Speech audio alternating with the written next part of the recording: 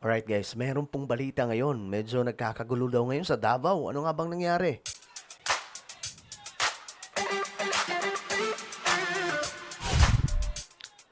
Hello guys, muli po tayo nagbabalik dito sa ating YouTube channel. Kamusta po ang lahat? Mga kababayan, mga solid sangkay. At ito nga po pag-uusapan natin ngayon itong nagaganap doon po sa Davao mga sangkay kasi medyo nagkakagulo daw eh. Well, alamin po natin mga sangkay, no?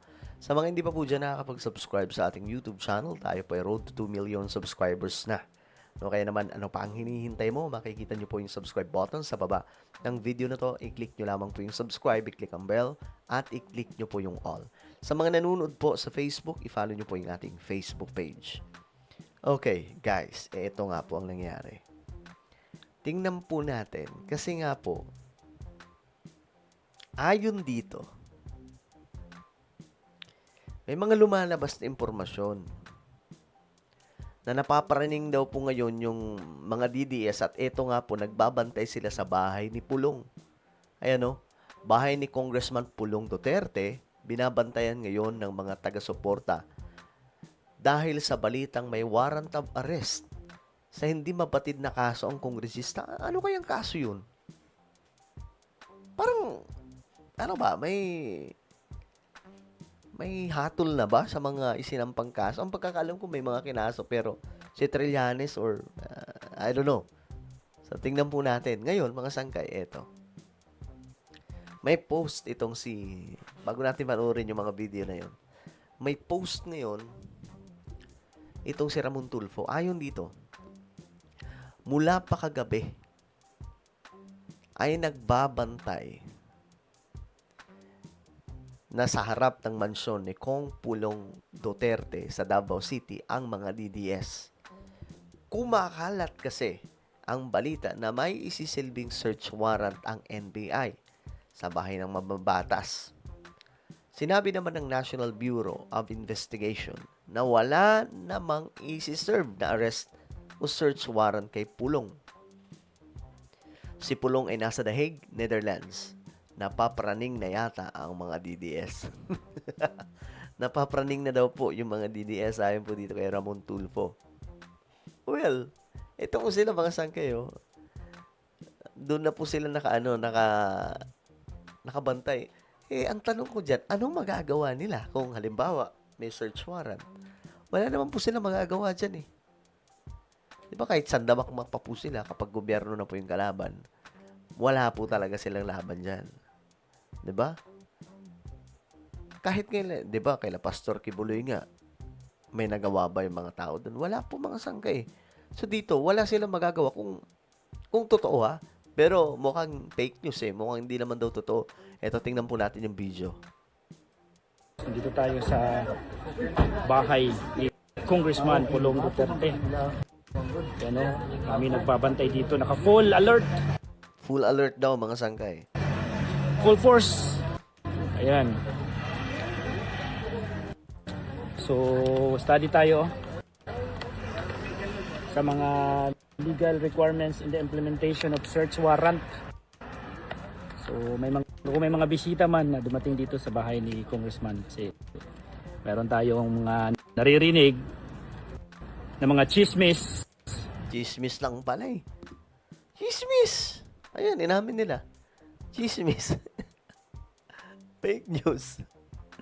Ewan ko ba mga sangkay. Alam niyo yung mga DDS kasi talaga, madali po sila maniwala sa ano. Well, siguro dahil na rin siguro sa frustration, no. Maraming beses na nangyari kay former President Duterte, kay Pastor Kibuloy, at kung sino-sino pa. Kumbaga, natotrauma sila.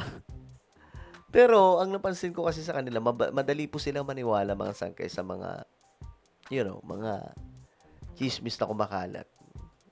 Okay, tuloy tayo.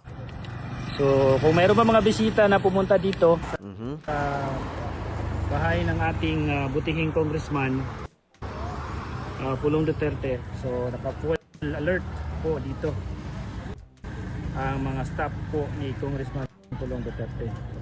Ayan. Ayun. Okay. Hindi natin alam ang possible na mangyayari. So mas okay na nag-iingat mga boss. Ayan po ang ganap doon, mga sangkay. Ito pa. Ito, may naggawa na rin pala ng vlog dito.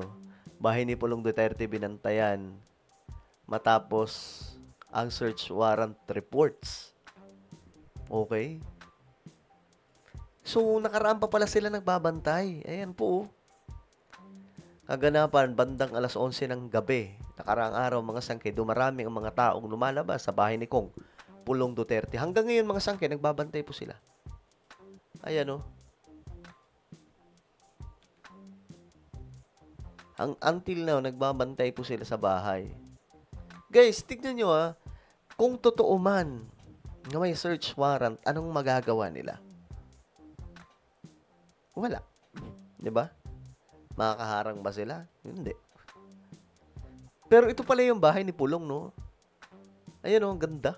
Mansion, men. Akala ko ba mahirap? Ayan mansion po yung bahay ni Pulong. Ganda ng bahay, no? Sana all.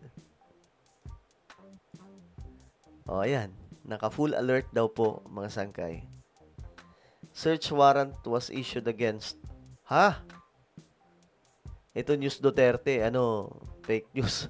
Ito yung dahilan, mga sangkay, kung bakit madali po silang maloko, mauto.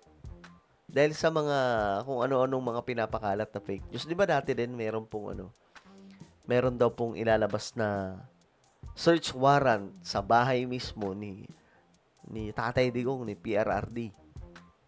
Ngayon, mga sangkay, meron pong isang badudats na nag-vlog tungkol doon. Hello guys, I need you now, ganyan-ganyan. Pumunta kayo dito, bantayan natin yung bahay. Diyos mio, maramar, nagpuntahan naman, ang dami. Wala namang dumating na search operation, search warrant. 'Di ba, mga sangkay? Ngayon, ewan ko, ano po yung... Ang bilis po kasi talaga nila maniwala eh. Ewan ko ba, ito, search warrant was issued against Kong Pulong's dwelling. Kita nyo kung paano po sila maglabas ng information. Nilabas daw po yung search warrant. May nabalitaan ba kayong meron? Wala. Hi na naman ito may nag-comment. Hi na naman ang mga DDEBs. At kailangan bantayan ng bahay ni Pulong dahil daw may search warrant pero pinabuluanan ng Davao City Police Director ang chismis na kumakalat. Di ba Duterte pa rin naman ang mayor ng Davao? Di ba hawak din naman nila ang pulis sa Davao? Bakit natatakot sa sariling multo itong mga... Ewan ko, mga sangkay. Ang gulo-gulo ng politika ng ating bansa. Ayan breaking raid sa bahay ni Kong Pulong Duterte, damay ang KOJC, matibag, bagong aso ni Marcos. Ang kulit talaga ng mga DDS gumawa ng content. Pambihira. Well, ano po ang inyong opinion tungkol po dito? Kamusta na kayo yung bahay? May alam ba kayo? Kamusta yung bahay ngayon ni Congressman Pulong Duterte? Comment down below na po ang inyong mga opinion. Meron tayong YouTube channel. Ito po isang Revelation. Dito maganda po yung topic natin about sa Bible, about sa Bible prophecy, mga sangkay, at mga nangyayari ngayon sa ating mundo. Hanapin niyo po ito sa YouTube, then click the subscribe, click the bell, and click all. Ako na po ay magpapaalam. Mag-iingat pong lahat. God bless everyone.